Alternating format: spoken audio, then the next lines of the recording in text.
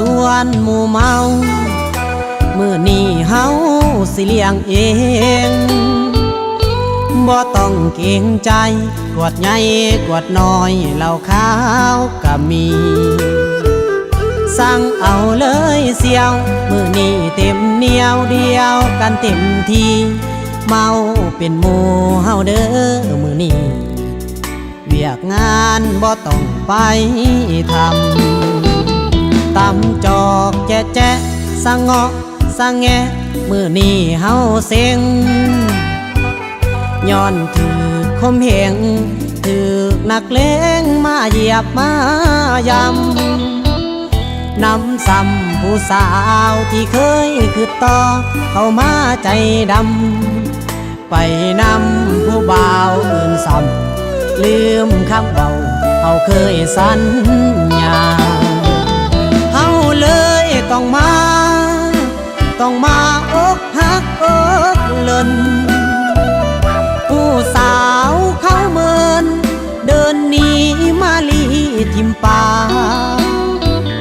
อกหักตัวเสียวหัวใจมันเหี่ยวน้ำหูน้ำตาไหลลิ้นไหลพังลงมาหมู่ยาซาหัวล่อเฮาเด้อ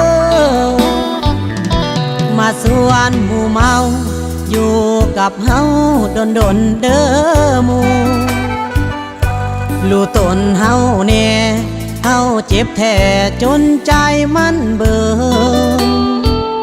เก้อเสือบอง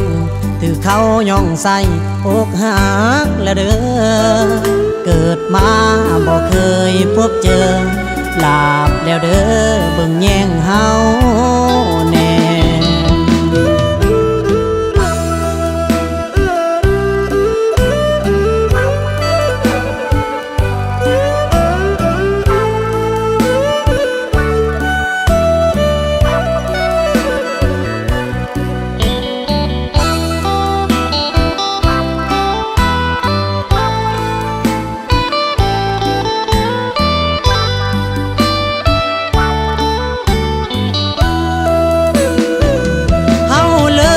ต้องมาอกหักอ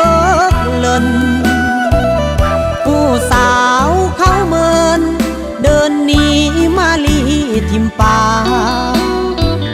อกหักตัวเสียวหัวใจมันเหี่ยวน้ำหูน้ำตา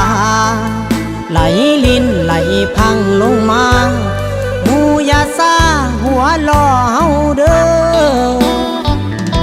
มาสวนหมู่เมาอยู่กับเฮาดนเด้อหมู่รู้ตนเฮาแน่เฮาเจ็บแท้จนใจมันเบิ่ง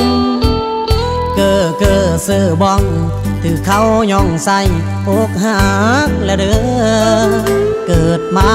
บ่เคยพบเจอลาบแล้วเด้อเบิ่งแย่งเฮาแน่เกิดมาบ่เคยพบเจอลาบแล้วเด้อแม่ยิ่งหลายใจ